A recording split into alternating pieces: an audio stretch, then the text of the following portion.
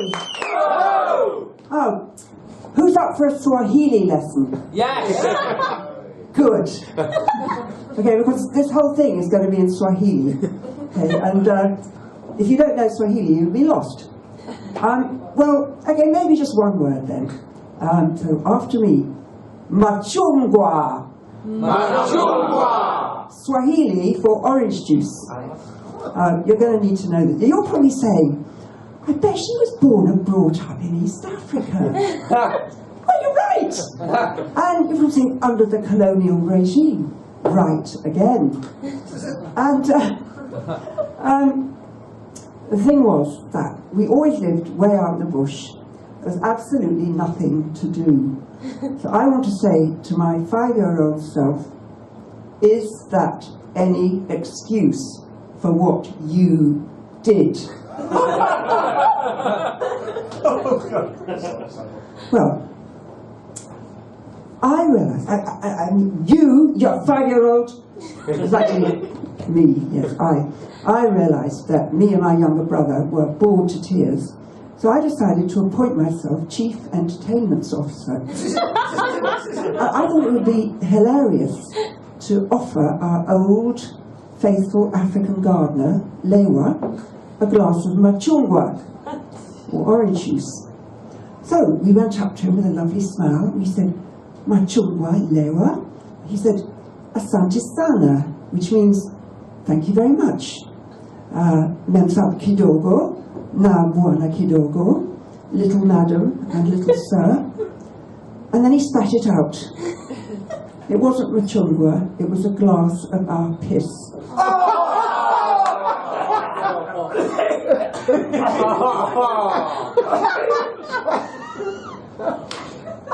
Quite soon after that, the Mau Mau uprising in Kenya.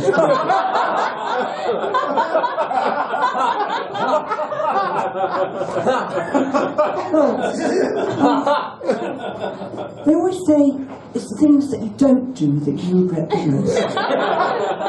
So anyway, after that, things just went from bad to worse. I was sent to an all-white boarding school which had mainly South African kids in it, and my fudge was about my fudge. The other girls in the dormitory got wind of my fudge, and my mother made the best fudge. Fudge was big in the 50s.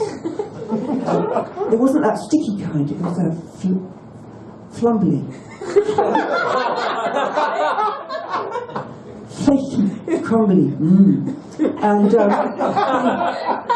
the leaders of the girls' mafia, or the dormitory equivalent of Smersh, Marcy Stellenbosch and Yubregi Bischoff, aged 7 and 7.5, respectively, came up to me and said, we are going to beat you up again if you don't bring us fudge next do. Now, you might say at this point, to my younger self, why didn't you stick up for yourself? And the answer lies in, we're going to beat you up again. The first time, I wasn't given a reason. It was just like a free taster, like an introductory offer. Even when I told my mother about it, she just said, oh well, I'll just make the fudge. She just caved in. I mean, either that or she was secretly chuffed that hers was the best. To be honest, she was probably desperate for something to do. So, after this, the next bit is where I get religion. I can hear my 5-year-old self saying, what about all this advice you're supposed to be giving me? Well, I have already given you one piece of advice. It's the things you don't do that you regret the most. And I was invited at the age of 15 to go to a Swiss castle. This was run by a Christian organisation who was violently anti-communist, called Moral Rearmament. And the whole of my father's family had signed up for this thing, except for my actual parents, who didn't want to have anything to do with it. But my uncles came to my Nairobi boarding school, took me out for the day, and pumped me full of ice cream and propaganda. Then they invited me to stay on their farms, and my cousins got to work on me after lights out, talking to me about the four moral absolutes: absolute honesty, absolute purity, absolute unselfishness, absolute love. So I went back home and confronted my mother, and I said, "You've got to destroy every single book in the house except for the Bible." And when she said no, I was absolutely heartbroken, because I knew that she and my dad were going to burn in hell forever. And then, a few months later, we were on a cargo ship bound for England, going back to England for good, and a young, handsome Portuguese cabin boy came in every morning to give me early morning tea.